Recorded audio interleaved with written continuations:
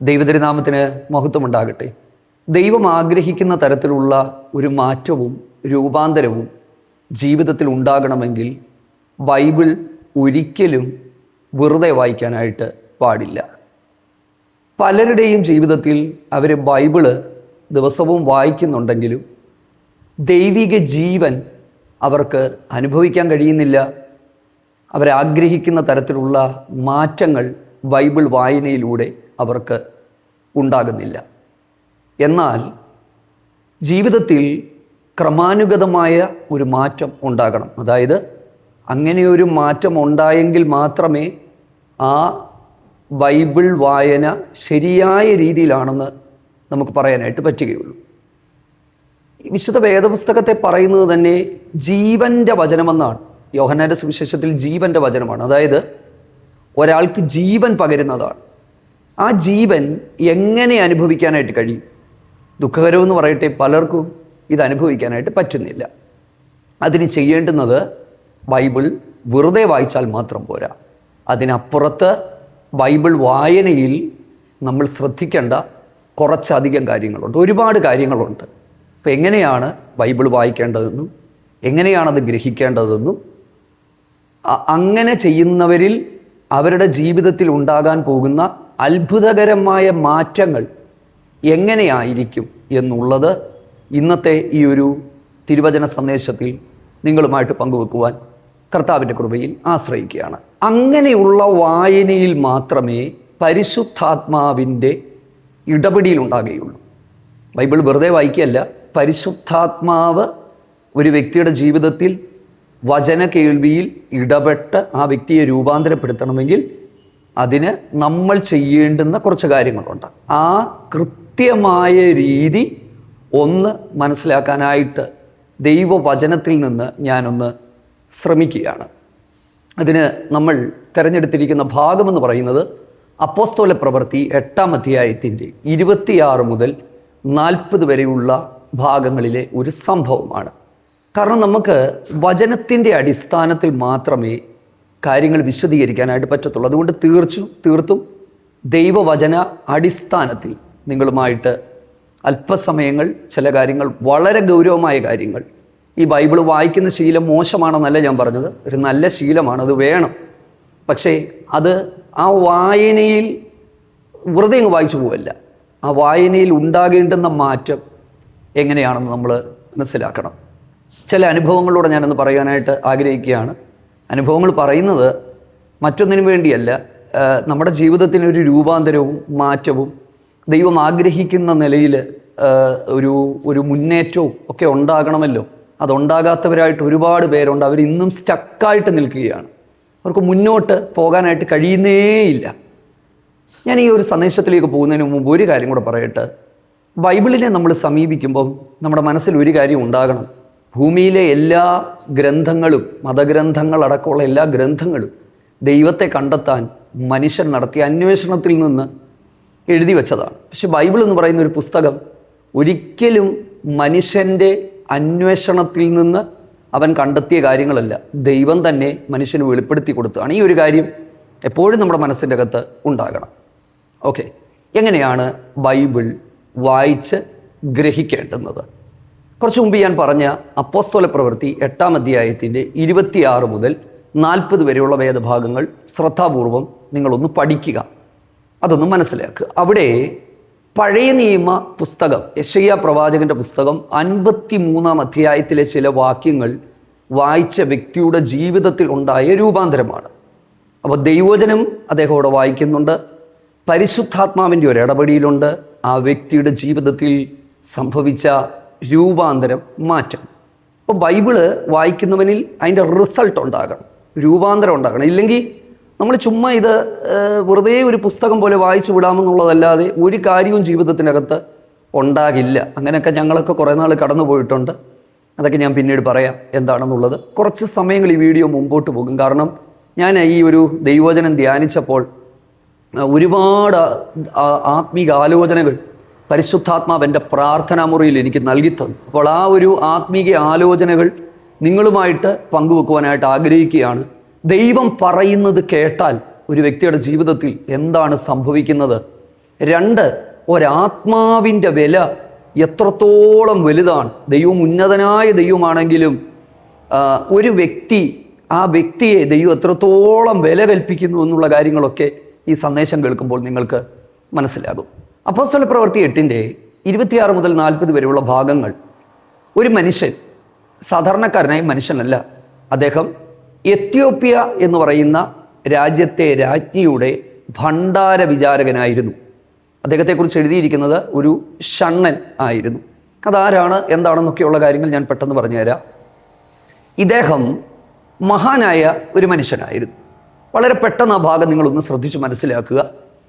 ഇദ്ദേഹം ആരാണെന്ന് നമ്മൾ മനസ്സിലാക്കണമല്ലോ. ചിലർ അദ്ദേഹം യഹൂദനാണെന്ന് പറയുന്നുണ്ട്, ചിലർ ഇദ്ദേഹം പ്രോസലൈറ്റ് ആണ്, മറ്റു ചിലർ ഇദ്ദേഹം തീർത്തും വിജാതീയനാണ് എന്നുള്ളതാണ്. പക്ഷേ ഏറ്റവും പ്രധാനപ്പെട്ട അഭിപ്രായങ്ങളിൽ ഒന്നെന്ന് പറയുന്നത് ഇദ്ദേഹം ജാതീയനായ മനുഷ്യനായിരുന്നു. അപ്പം അങ്ങനെ യെരുശലേമിൽ ഇദ്ദേഹം നമസ്കരിക്കാനായിട്ട് പോയിട്ട് അദ്ദേഹം തിരിച്ച് തൻ്റെ രാജ്യത്തിലേക്ക് തേരിൽ യാത്ര ചെയ്ത് പോവുകയാണ്. ഗസയ്ക്കുള്ള നിർജ്ജനമായ വഴിയിലൂടെ അദ്ദേഹം പോകുമ്പോൾ ഫിലിപ്പോസ് എന്ന് പറയുന്ന ദൈവമനുഷ്യൻ, അദ്ദേഹം ശമരിയയിൽ ഒരു വലിയ ഉണർവിന് സാക്ഷ്യം വഹിക്കുകയാണ്. ഒരുപാട് ആളുകൾ കർത്താവിങ്കിലേക്ക് വരുന്നു, ദൈവപ്രവർത്തികളൊക്കെ കാണുന്നു. ഇതെല്ലാം കണ്ടിട്ട് ഇദ്ദേഹം ഇങ്ങനെ നിൽക്കുമ്പോൾ ദൈവത്തിൻ്റെ ദൂതൻ ഇദ്ദേഹത്തോട് പറഞ്ഞു, നീ ഗസയ്ക്കുള്ള നിർജ്ജനമായ വഴിയിലേക്ക് പോവുക. അപ്പോൾ ഇതിനെക്കുറിച്ച് നമ്മൾ പഠിക്കുമ്പോൾ യെരുശലേമിൽ നിന്ന് ഗസയിലേക്കുള്ള ആ ഒരു വഴി പ്രധാനപ്പെട്ട 2 മാർഗങ്ങളാണ്. പക്ഷേ ഈ ഒരു വഴി എന്ന് പറയുന്നത് സാധാരണ ആരും തിരഞ്ഞെടുക്കാത്തൊരു വഴിയാണ്. ഈ വഴിയിലൂടെയാണ് ഈ ഷണ്ണൻ തേരിൽ യാത്ര ചെയ്തു പോകുന്നത്. ആ വഴിയിലേക്ക് പോകാൻ കർത്താവിൻ്റെ ദൂതൻ ഫിലിപ്പോസിനെ നിർബന്ധിച്ചു. എൻ്റെ പ്രിയപ്പെട്ടവരെ, ദൈവത്തിൻ്റെ ആത്മാവ് നമ്മളോട് എന്തെങ്കിലും പറഞ്ഞാൽ നമ്മളത് കേട്ട് അനുസരിക്കാനായിട്ട് തയ്യാറാകുക. അടുത്തത്, ഇദ്ദേഹം മഹാനായ ഒരു മനുഷ്യനാണ്. അപ്പം നമുക്ക് സ്വാഭാവികമായ കുറച്ചധികം സംശയങ്ങൾ ഉണ്ടാകും. ഇദ്ദേഹം ആരാണ്? ഇദ്ദേഹം എത്യോപ്യയിലെ ഫിനാൻസ് മിനിസ്റ്ററാണ്. എല്ലാവർക്കും മനസ്സിലാകുന്ന രീതിയിൽ ലളിതമായിട്ട് പറയാം, ഇദ്ദേഹം ഫിനാൻസ് മിനിസ്റ്ററാണ്. മഹാനായ മനുഷ്യനാണ്. പക്ഷെ മഹാനായ മനുഷ്യനായിട്ടും ഈ മനുഷ്യനിൽ ഉണ്ടായ ഒരു ക്വാളിറ്റി ഞാൻ നിങ്ങളോട് പറയാം. ഒന്ന്, അദ്ദേഹം തേരിൽ ദൈവവചനം വായിച്ചു കൊണ്ടിരുന്നു. അതാണ് കുറച്ചു മുമ്പ് ഞാൻ പറഞ്ഞത്. വായിക്കണം, വെറുതെ വായിക്കരുത്, വായിക്കുന്ന ശീലം നമുക്കുണ്ടാകണം. പക്ഷേ വായിച്ച വ്യക്തിക്ക് വായിക്കുന്നതിൻ്റെ അർത്ഥം മനസ്സിലായില്ല. പക്ഷേ ഈ മനുഷ്യനെ രക്ഷിക്കാൻ ദൈവം തീരുമാനിച്ചു. എൻ്റെ പ്രിയപ്പെട്ടവരെ, ദൈവത്തിൻ്റെ വചനം വായിക്കുന്ന ഒരു ശീലം നമുക്കുണ്ടെങ്കിൽ, ഇല്ലേ, ഞാൻ നിൻ്റെ വചനത്തെ കണ്ടെത്തി ഭക്ഷിച്ചിരിക്കുന്നതാണ്, അങ്ങനെ സത്യമറിയാൻ ഒരാഗ്രഹം നമുക്കുണ്ടെങ്കിൽ തീർച്ചയായിട്ടും നമ്മൾ മുന്നോട്ട് പോകാനുള്ള മാർഗങ്ങൾ ദൈവം നമുക്കൊരുക്കി തരും. പക്ഷേ ഈ മനുഷ്യൻ്റെ ഒരു ക്വാളിറ്റി ഞാൻ കണ്ടത്, ഈ മനുഷ്യൻ ആരുമായിക്കൊള്ളട്ടെ, ഏറ്റവും അധികം ആളുകൾ അഭിപ്രായപ്പെടുന്നത് ഇദ്ദേഹം ഒരു ജാതീയനായ മനുഷ്യനാണെന്ന്. അപ്പം നമ്മൾ സ്വാഭാവികമായിട്ട് ചിന്തിക്കും, ജാതീയൻ എന്തിന് യെരുശലേമിൽ നമസ്കരിക്കാൻ പോയി, എന്തിനിയാൾ ദൈവവചനം വായിച്ചു? അതിനെക്കുറിച്ച് പറയുമ്പോൾ നമ്മളൊരു കാര്യം മനസ്സിലാക്കണം. കൊർനെല്യോസ് ദൈവഭക്തനായിരുന്നു. അപ്പം അന്നത്തെ കാലത്ത് യഹോവയാൻ ദൈവം ജീവിക്കുന്ന ദൈവമാണെന്ന് മനസ്സിലാക്കി ആ ദൈവത്തെ സേവിച്ചിരുന്ന ആളുകളുണ്ടായിരുന്നു. പ്രോസലൈറ്റ്സ്, അല്ലെങ്കിൽ ഈ മതപരിവർത്തനത്തിലൂടെ യഹൂദന്മാരായി തീർന്ന, അല്ലെങ്കിൽ പരിവർത്തനം ചെയ്യപ്പെട്ട യഹൂദന്മാർ, അങ്ങനെ ഉള്ള ആളുകൾ ഉണ്ടായിരുന്നു. അതിലൊരാൾ ആണ് ഇദ്ദേഹം എന്ന് പറയുന്നുണ്ട്. എന്തായാലും ഞാൻ ഇദ്ദേഹത്തിൽ കണ്ട ഒരു ക്വാളിറ്റി ഞാൻ പറയുകയാണ്. ജീവിത രൂപാന്തരത്തിന് ഏറ്റവും അനിവാര്യമായ ഒന്നാമത്തെ കാര്യം, ദൈവവചനം വായിക്കുന്ന ശീലം ഉണ്ടാകണം. അദ്ദേഹത്തിന് എന്തെല്ലാം കാര്യങ്ങൾ ചെയ്യാമായിരുന്നു, പക്ഷെ അദ്ദേഹം ദൈവവചനം വായിച്ചവനെ ദൈവം കണ്ടു. അടുത്തത് നമ്മൾ ശ്രദ്ധിക്കേണ്ടുന്ന ഒരു കാര്യം, ഇങ്ങനെ ഫിലിപ്പോസ് ആ സ്ഥലത്ത് എത്തിയപ്പോൾ അവിടെ എഴുതിയിരിക്കുന്നത് ഇങ്ങനെയാണ്, ആത്മാവ് ഫിലിപ്പോസിനോട് നീ അടുത്ത് ചെന്ന് തേരിനോട് ചേർന്ന് കിടക്കുക എന്ന് പറഞ്ഞു. പരിശുദ്ധാത്മാവ് ഒരു വ്യക്തിയെ എങ്ങനെയാണ് മറ്റൊരാളുടെ രൂപാന്തരത്തിന് ഉപയോഗിക്കുന്നത് നമുക്ക് മനസ്സിലാക്കാനായിട്ട് പറ്റും. മനസ്സിലായോ? പരിശുദ്ധാത്മാവിൻ്റെ പ്രവൃത്തി എങ്ങനെയാണെന്ന് നമ്മൾ മനസ്സിലാക്കണം. വ്യക്തികളെ എങ്ങനെയാണ് ഉപയോഗിക്കുന്നതെന്ന് മനസ്സിലാക്കണം. ഇവിടെ ദൈവാത്മാവ് ഷണ്ണനോട് സംസാരിക്കുകയല്ലായിരുന്നു. ഷണ്ണനോട് സംസാരിക്കാൻ ദൈവാത്മാവിന് കഴിയാത്ത സാഹചര്യമാണോ എന്ന് എനിക്കറിയില്ലായിരിക്കാം. പക്ഷെ ദൈവത്തിന് തൻ്റെ ദാസനിലൂടെ സംസാരിക്കാൻ പറ്റി. പല സമയത്തും ദൈവം തൻ്റെ ദാസന്മാരിലൂടെ നമ്മളോട് സംസാരിക്കാറുണ്ട്. അത് നമ്മൾ മനസ്സിലാക്കണം. എല്ലാ മുൻവിധികളും നമ്മൾ നീക്കിക്കളയണം. ഇങ്ങനെ തേരിനോട് ചേർന്ന് നടക്കാൻ തുടങ്ങി. ഉടനെ ഫിലിപ്പോസ് ഓടിച്ചെല്ലുകയാണ്. നടക്കുകയല്ല, ഓടുക. ഇച്ചിരി ബുദ്ധിമുട്ടുണ്ട്. അപ്പം അദ്ദേഹം യെശയ്യാ പ്രവാചകന്റെ പുസ്തകം വായിച്ചുകൊണ്ടിരിക്കുകയാണ്. ആരെ? ഈ ഷണ്ണൻ. അപ്പോൾ ചോദിക്കുകയാണ്, നീ വായിക്കുന്നത് ഗ്രഹിക്കുന്നു? ഇവിടെയാണ് ഈ വിഷയം. അതായത് നമ്മൾ പല സമയത്തും വായിക്കുന്നുണ്ട്, പക്ഷെ വായിക്കുന്നത് നമുക്ക് ഗ്രഹിക്കാൻ പറ്റുന്നുണ്ടോ? ദൈവത്തിൻ്റെ വചനത്തെ വെറുതെ വായിക്കുകയല്ല. ഇതിനു മുമ്പ് പലതവണ അദ്ദേഹം വായിച്ചിട്ടുണ്ടാകാം, പക്ഷെ ആ വായിച്ചത് മോശമാണെന്നല്ല. പക്ഷേ ഈ ഒരു വായന തൻ്റെ ജീവിതത്തെ മാറ്റി. അപ്പം ഫിലിപ്പോസ് ചോദിക്കുകയാണ്, നീ വായിക്കുന്ന കാര്യങ്ങൾ നീ ഗ്രഹിക്കുന്നുണ്ടോ എന്ന് ചോദിക്കുകയാണ്. അപ്പം ഇദ്ദേഹത്തിൻ്റെ ഒരു പോസിറ്റീവ് സൈഡ് ഞാൻ പറയാൻ ആഗ്രഹിക്കുകയാണ്. ഇദ്ദേഹം, നമ്മൾ ചിന്തിക്കുക ഈ ഷണ്ണൻ എന്ന് പറയുന്നത് വേറെ പണിയൊന്നുമില്ലാത്ത സാധാരണക്കാരനാണ്. ഒരിക്കലുമല്ല. മഹാനാണ്, ഫിനാൻസ് മിനിസ്റ്ററാണ്, ഉന്നതമായ പദവിയിലുള്ളയാളാണ്, കണക്കും കാര്യങ്ങളും എല്ലാം അറിയാവുന്ന ആളാണ്, ഒരു രാജ്യത്തിൻ്റെ മുഴുവൻ സമ്പദ് വ്യവസ്ഥയുടെ മേൽ ഉത്തരവാദിത്വമുള്ള ഒരാളാണ്. പക്ഷേ ഇദ്ദേഹത്തിൻ്റെ ദൈവസന്നിധിയിലെ മനസ്സ് നമുക്കൊന്നുണ്ടോ എന്ന് നമ്മളൊന്ന് പരിശോധിക്കണം. ഇദ്ദേഹം പറയുകയാണ്, എനിക്കെല്ലാം അറിയാം, പക്ഷേ ബൈബിളിലെ അർത്ഥങ്ങൾ എനിക്ക് പറഞ്ഞു തരാൻ ആരും ഇല്ലാതെ ഞാൻ എങ്ങനെ മനസ്സിലാക്കും? കണ്ടോ അദ്ദേഹത്തിൻ്റെ ആ ഒരു ഓപ്പൺനെസ് കണ്ടോ? നമുക്കെപ്പോഴും ദൈവസന്നിധിയിൽ ഈ ഒരു മനോഭാവം ഉണ്ടാകണം. എന്തു മനോഭാവം? ശ്രദ്ധിച്ച് കേൾക്കണം. എനിക്ക് വചനം മനസ്സിലാക്കണം. അതിന് എൻ്റെ സ്വന്തം ശക്തിയാൽ പറ്റില്ല. ഒന്നുകിൽ അറിവുള്ള ആളുകൾ അതിനെ എനിക്ക് വിവേചിച്ച് തരണം, ഇല്ലെങ്കിൽ പരിശുദ്ധാത്മാവ് എനിക്കത് മനസ്സിലാക്കി തരണം. അപ്പം പല സമയത്തും ഞാൻ ഈ പറയുന്നത്, എൻ്റെ പ്രിയപ്പെട്ടവരെ, നിങ്ങൾ ആ അർത്ഥത്തിൽ മനസ്സിലാക്കുമെന്ന് ഞാൻ വിശ്വസിക്കുന്നു. ഞാൻ വളരെ പെട്ടെന്നാണ് പോകുന്നത്, കാരണം എനിക്ക് സമയത്തിന് മുമ്പ് ഇത് നിർത്തണം. അതായത് ഇത് വായിച്ചിട്ട് എനിക്കെല്ലാം അറിയാം, എനിക്കാരുടെ ആവശ്യമില്ല, എനിക്കാരും പറഞ്ഞു തരണ്ട, അങ്ങനെയൊക്കെ ചിന്തിക്കുന്ന ധാരാളം ആളുകൾ ഇന്നത്തെ കാലത്തുണ്ട്. പക്ഷെ അദ്ദേഹം പറയുക, എനിക്കിത് പറഞ്ഞു തരാതെ ഞാൻ എങ്ങനെ മനസ്സിലാക്കും? കണ്ടോ, ശരിക്കും ആ ഒരു മനോഭാവത്തെയാണ് ദൈവം ഉപയോഗിച്ചത്. അറിയാനൊരാഗ്രഹം. അടുത്തത് എന്നെ ചിന്തിപ്പിച്ചൊരു കാര്യം, കൂടെ ഓടുകയാണ് ഫിലിപ്പോസ്, ഈ തേരിൻ്റെ കൂടെ. അന്നേരം ഫിലിപ്പോസിനോട് ഇദ്ദേഹം പറയുന്നൊരു കാര്യം എന്താണെന്നറിയാമോ? ഫിലിപ്പോസ് കയറി തന്നോടുകൂടെ ഇരിക്കാൻ അപേക്ഷിച്ചു. കണ്ടോ, ഇദ്ദേഹം ഓടിക്കൊണ്ടിരിക്കുമ്പം പറയുക, തേരാണല്ലോ, സ്പീഡിലാണ് പോകുന്നത്, ഒരു 40 കിലോമീറ്റർ സ്പീഡിലെങ്കിലും ആയിരിക്കും പോകുന്നത്, കുതിരയാണല്ലോ. ഓക്കെ, അപ്പം എന്തുമായിക്കൊള്ളട്ടെ, എന്നോട് കൂടെ കയറിയിരിക്കാനായിട്ട് പറയുകയാണ്. കണ്ടോ, ആ മനുഷ്യൻ്റെ ആ ഒരു നല്ല മനസ്സ്, വചനത്തെ സ്വീകരിക്കാനുള്ള ആ ഒരു മനസ്സ് കാണാൻ പറ്റും. എൻ്റെ കൂടെ ഒന്ന് കയറിയിരുന്ന് എനിക്കിതൊന്ന് മനസ്സിലാക്കിത്താ. എൻ്റെ പ്രിയപ്പെട്ടവരെ, ആ ഒരു ആഗ്രഹത്തെ ദൈവം ഓർത്തു, ദൈവം മാനിച്ചു എന്ന് നമുക്ക് അവിടുന്ന് മനസ്സിലാക്കാനായിട്ട് പറ്റും. അടുത്തത് തിരുവെഴുത്തിൽ വായിച്ച ഒരു ഭാഗം. ആ ഭാഗം എന്ന് പറയുന്നത് പ്രവാചകനായ യെശയ്യാവിൻ്റെ പുസ്തകം 53-ന്റെ 7-8 വാക്യങ്ങളാണ്. അറക്കുവാൻ കൊണ്ടുപോകുന്ന കുഞ്ഞാടിനെ പോലെ, രോമം കത്തിരിക്കുന്ന ആടിനെ പോലെ അവിടുന്ന് മിണ്ടാതെയിരുന്നു. അപ്പം ഇദ്ദേഹം ചോദിക്കുന്ന ഒരു കാര്യം, ഷണ്ണൻ ഫിലിപ്പോസിനോട് ഇത് പ്രവാചകൻ ആരെക്കുറിച്ച് പറയുന്നു? കണ്ടോ, എൻ്റെ പ്രിയപ്പെട്ടവരെ, നമ്മൾ ബൈബിൾ വായിക്കുമ്പോൾ ഇനിയാണ് ഞാൻ പറയുന്ന പ്രധാനപ്പെട്ട കാര്യം. വെറുതെ ബൈബിൾ വായിച്ചു വിടുകയല്ല, ശ്രദ്ധിച്ച് മനസ്സിലാക്കുക. ക്വസ്റ്റ്യൻസ് ചോദിക്കണം. ഇത് ആരെക്കുറിച്ച് പറയുന്നു? എന്താണ് ഇതിൻ്റെ അർത്ഥം? ഉടനെ ഇതിന് വ്യാഖ്യാനം ചെയ്ത് ഫിലിപ്പോസ് കൊടുക്കുകയാണ്.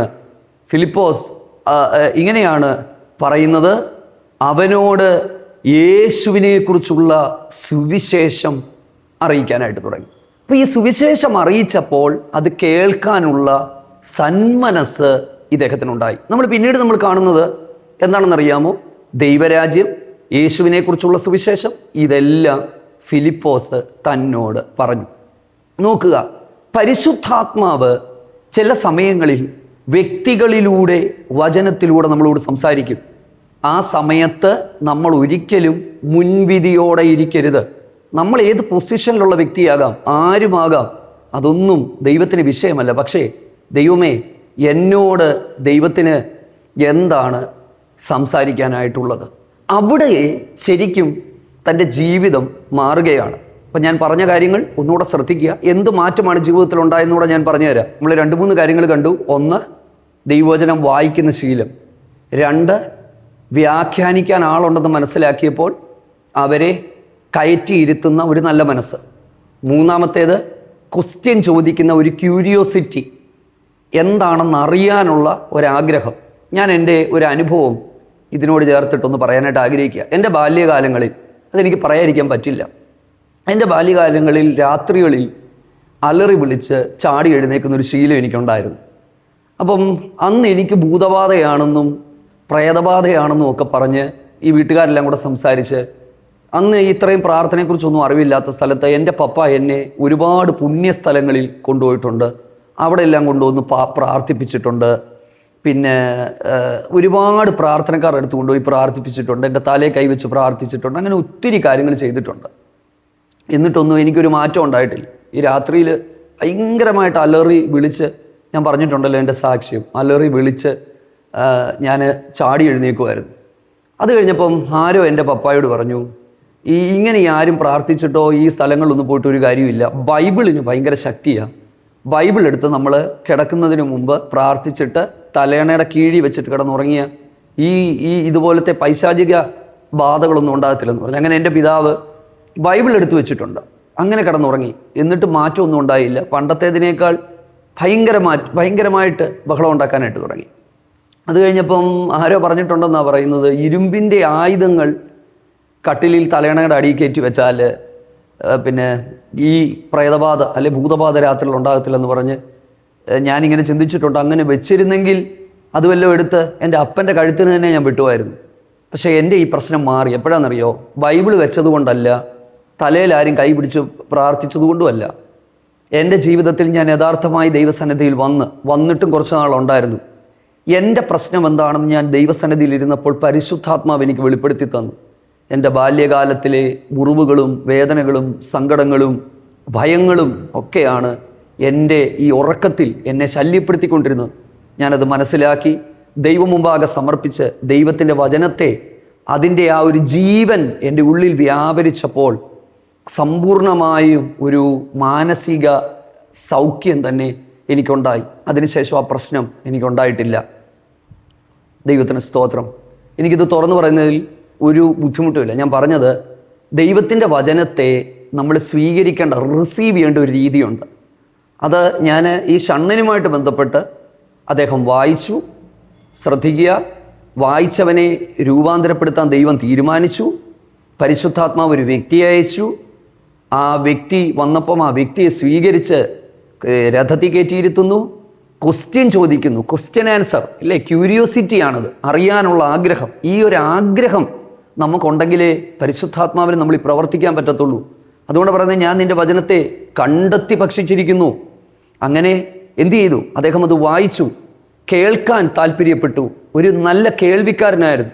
ഇന്നത്തെ കാലത്ത് പലരും കേൾക്കുന്നവരല്ല, അവരെ എല്ലാം അറിയാം എന്നുള്ള ധാരണയിൽ ജീവിക്കുന്നവരാണ്. ഞാൻ പറയട്ടെ, ഒരു കൊച്ചു കുഞ്ഞ് നമ്മളോട് വന്ന് ദൈവത്തിൻ്റെ ആലോചനകൾ പറഞ്ഞാൽ പോലും ആ ആലോചന ദൈവീകമാണെന്ന് മനസ്സിലാക്കി നമ്മൾ സ്വീകരിക്കണം. നോക്കുക, ആ വ്യക്തിയുടെ ജീവിതത്തിലുണ്ടായ മാറ്റം എന്താ? യെശയ്യാ പ്രവാചകന്റെ പുസ്തകം 53:7-8 വാക്യങ്ങളെല്ലാം വായിച്ചപ്പോൾ അത് യേശുവിലേക്ക് എത്തി.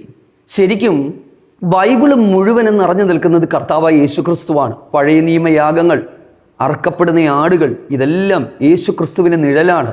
സമാഗമന കൂടാരം ക്രിസ്തുവിൻ്റെ നിഴലാണ്. ഇതിലൂടെയെല്ലാം ക്രിസ്തുവിനെ കണ്ടെത്തുക എന്നുള്ളതാണ്. ദൈവത്തിൻ്റെ വചനം നമ്മുടെ ജീവിതത്തിൽ ഉണ്ടാക്കേണ്ടുന്ന രൂപാന്തരം, ക്രിസ്തു നമ്മുടെ ഉള്ളിലെത്തുകയും യേശുവിലൂടെയുള്ള രക്ഷ പ്രാപിക്കുകയും ഏറ്റവും വലുത് നമ്മൾ നിത്യജീവനിലേക്ക് എത്തുകയും ചെയ്യുക എന്നുള്ളതാണ്. അങ്ങനെ ആ ഭാഗത്ത് നിന്ന്, പഴയ നിയമ ഭാഗത്ത് നിന്ന് ഈ മനുഷ്യനോട് ഫിലിപ്പോസ് ദൈവരാജ്യത്തെക്കുറിച്ച് പറഞ്ഞു, യേശുവിനെക്കുറിച്ച് പറഞ്ഞു. ഇത്രയും പറഞ്ഞു എന്നേ അവിടെ എഴുതിയിട്ടുള്ളൂ. എന്താണ് പറഞ്ഞതെന്ന് എഴുതിയിട്ടില്ല. അത് എഴുതാത്തതിൻ്റെ കാരണം, അപ്പോസ്തോല പ്രവൃത്തികൾ എന്ന് പറയുന്ന പുസ്തകം ലൂക്കോസ് എഴുതുമ്പോൾ അദ്ദേഹത്തിന് ഒരു കാര്യം അറിയാം. എന്തായിരുന്നു 1-ാം നൂറ്റാണ്ടിലെ അപ്പോസ്തോലന്മാരുടെ പ്രസംഗ വിഷയം? അവരുടെ വിഷയം യേശുവായിരുന്നു, മാനസാന്തരമായിരുന്നു, ദൈവകൽപ്പനകളുടെ അനുസരണമായിരുന്നു. അതുകൊണ്ടാണ് അതൊന്നും എഴുതാതെ വച്ചിരിക്കുന്നത്. ഇതെല്ലാം അദ്ദേഹത്തോട് പറഞ്ഞപ്പം സംഭവിച്ച മാറ്റം ഞാൻ പറയാം. എന്ത് മാറ്റമാണ് വചനം നമ്മുടെ ജീവിതത്തിൽ ഉണ്ടാക്കേണ്ടതെന്ന് എന്ന് ഞാൻ പറയാം. നമ്മൾ ചിന്തിക്കും ഭൗതികമായ മാറ്റങ്ങൾ അല്ല, തരാനുള്ളതൊക്കെ ദൈവം നമുക്ക് തക്ക സമയത്ത് തരും. സൗഖ്യം തരും, അനുഗ്രഹങ്ങൾ തരും, നന്മകൾ തരും, ഇതെല്ലാം ദൈവം നമുക്ക് തരും. പക്ഷേ ഇവിടെ ഉണ്ടായ മാറ്റം കൂടെ നിങ്ങളൊന്ന് ശ്രദ്ധിക്കണം. ഇങ്ങനെ ഇവർ വഴി പോകുമ്പോൾ വെള്ളമുള്ള ഒരു സ്ഥലത്തെത്തി. ഇതാ വെള്ളം, ഞാൻ സ്നാനമേൽക്കുന്നതിന് എന്തു വിരോധം എന്ന് ചോദിച്ചു. ഇവിടെ നമ്മൾ ശ്രദ്ധിക്കേണ്ട ഒരു കാര്യം, ഫിലിപ്പോസ് ഒരിക്കലും സ്നാനപ്പെടാനായി ഷണ്ണനോട് പറയുന്നില്ല. പക്ഷേ സുവിശേഷത്തിൻ്റെ അകത്ത് ആ സ്നാനമുണ്ട്, ദൈവകൽപ്പനയുണ്ട്. ഇത് നിർബന്ധിച്ചല്ല. എന്നോട് പലരും വിളിച്ച് ചോദിക്കാറുണ്ട്, പാസ്റ്ററെ സ്നാനത്തെക്കുറിച്ച് എന്താണ്? ഇതൊരു നിർബന്ധമൊന്നുമല്ല. ദൈവത്തിൻ്റെ ആത്മാവ് നിങ്ങളോട് ഇടപെടുന്നുണ്ടെങ്കിൽ നിങ്ങൾ ആ കാര്യത്തിലേക്ക് പോവുക. അടുത്തത്, ഞാൻ സ്നാനമേൽക്കുന്നതിന് എന്തു വിരോധം എന്ന് ചോദിച്ചു. കണ്ടോ, ദൈവത്തിൻ്റെ ആത്മാവ് ഇടപെടാൻ തുടങ്ങിയപ്പോൾ ആ വ്യക്തി, തേരിലിരുന്നവൻ പഴയതുപോലെ തൻ്റെ രാജ്യത്തിലേക്ക് പോവുകയല്ല ചെയ്തത്, അവന് മാറ്റമുണ്ടാകാൻ തുടങ്ങി. കണ്ടോ, സത്യത്തിൽ ഒരു പരിശുദ്ധാത്മാവ് ഒരു വ്യക്തിയുടെ ജീവിതത്തിൽ ഉണ്ടാക്കുന്ന രൂപാന്തരം എന്തായി? യേശുവിനെ ഈ വ്യക്തിക്ക് കിട്ടി. ഒരു ദൈവകൽപ്പന അനുസരിക്കുന്നതിലേക്ക് ആ വ്യക്തി എത്തി. ഫിലിപ്പോസ് പറയുക, നീ പൂർണ്ണ ഹൃദയത്തോടെ വിശ്വസിക്കുന്നെങ്കിൽ ആകാം. നിർബന്ധമൊന്നുമല്ല, പിടിച്ചു മുക്കി വിടുവല്ല, നീ ഇന്നത് ചെയ്യണമെന്നല്ല. പക്ഷെ ദൈവാത്മാവ് ഈ വ്യക്തിയുടെ ഉള്ളിൽ ഇടപെടാൻ തുടങ്ങി. ഉടനെ എന്ത് ചെയ്തു?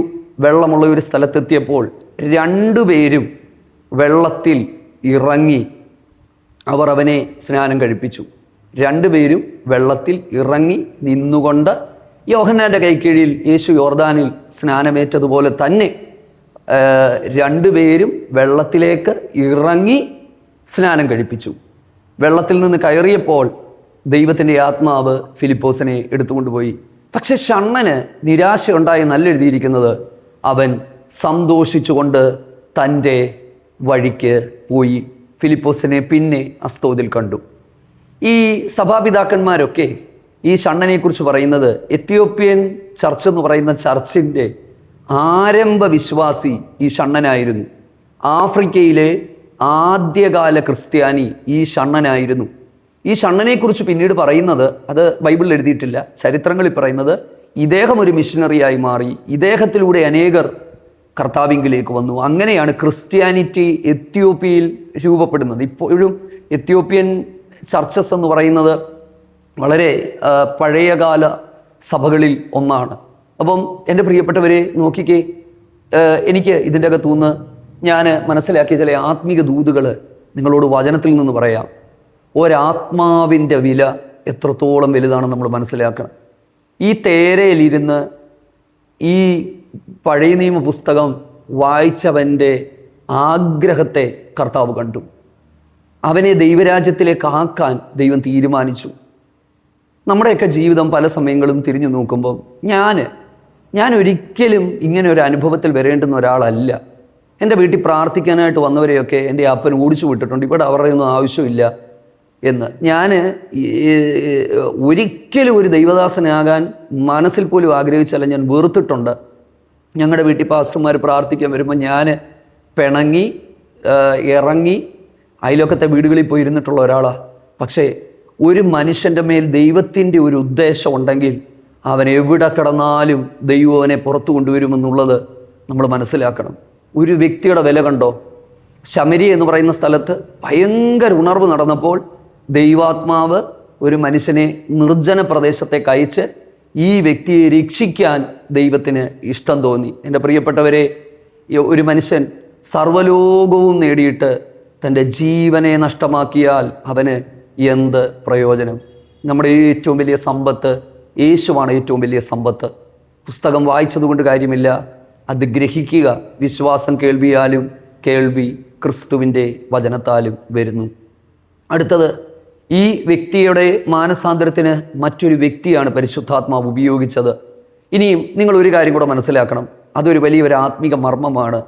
ഈ ഷണ്ണനെ രക്ഷിക്കാൻ കർത്താവിൻ്റെ ദൂതനല്ല പോയത്. ദൂതന്മാർക്ക് ഈ രക്ഷയുടെ സന്ദേശം കൈമാറാനുള്ള ഒരു അവസരം ഈ കൃപായുഗത്തിൽ ദൈവം കൊടുത്തിട്ടില്ല. അതാർക്കാ? അത് ദൈവം തൻ്റെ അഭിഷിക്തന്മാർക്കും ദൈവം തൻ്റെ ദാസന്മാർക്കുമാണ് കൈമാറിയിരിക്കുന്നത്. ഇത് കേട്ടുകൊണ്ടിരിക്കുന്ന നിങ്ങളോടൊക്കെ ഞാൻ പറയട്ടെ, നിങ്ങളിലുള്ള വിളിയെ തിരിച്ചറിയുക. ഈ കർത്താവിൻ്റെ സ്നേഹത്തെക്കുറിച്ച് അനേകരോട് പറയുക. മനസ്സിലായോ?